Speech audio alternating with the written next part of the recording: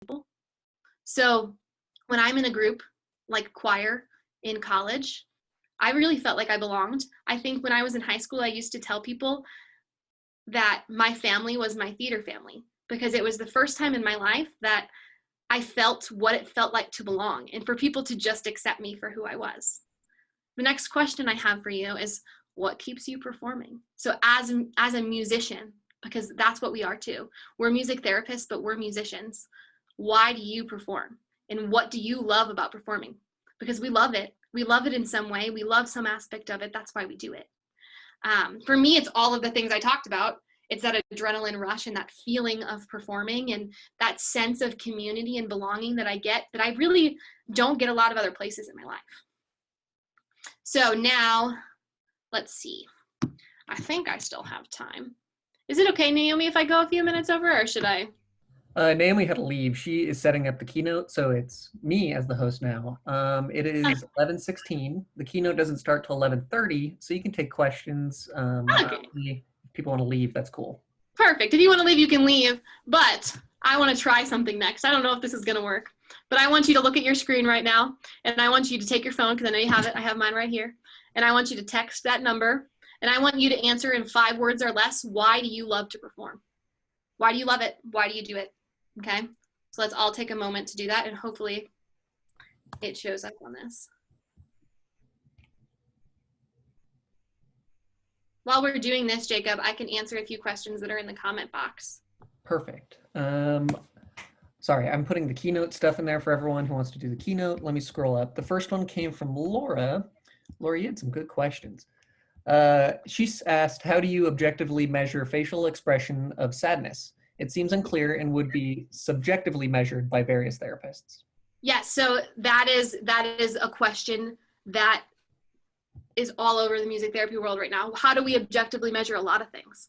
How do we objectively measure like the actual behavior or the vocalization? Is the vocalization like exactly, is it a vocalization? Is it a verbalization? Things like that.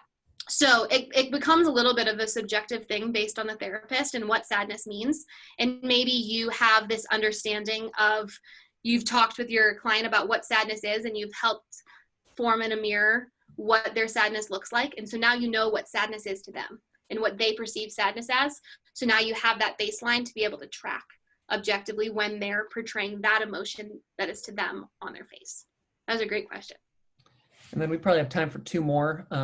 At some point, if you want to put your work email in the chat, that way other people. Yes, my last slide will be about that, and I have some contact information for you guys. Okay, so the next one comes from Kara. She asked, how do you define the overlap between adaptive lessons and music therapy?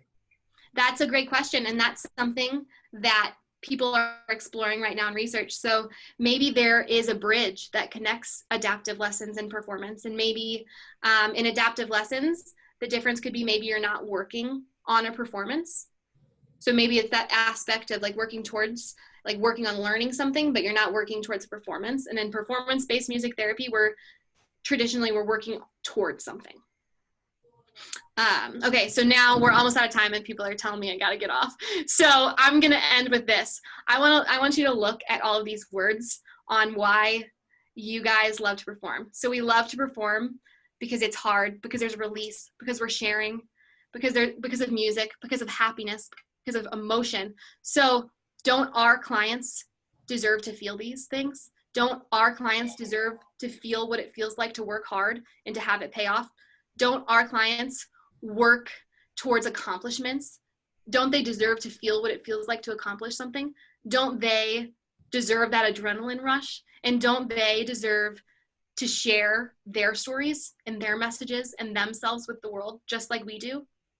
That's something that we get to facilitate for them as music therapists.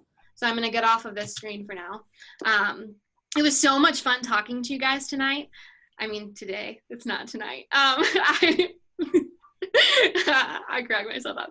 Okay, so in the chat before we leave, I will add my email if you guys have any questions.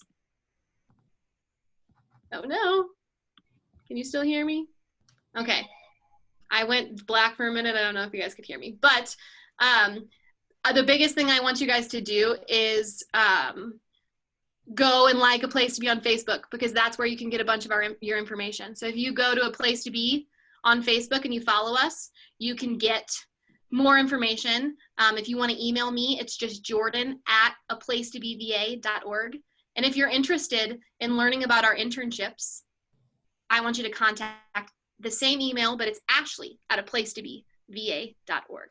Okay, so it was so much fun talking with you guys tonight, and please make sure to come to our keynote address in a couple of minutes here. And it's VA, yeah, like V, like Velociraptor A. Yes, awesome. Thank you guys so much.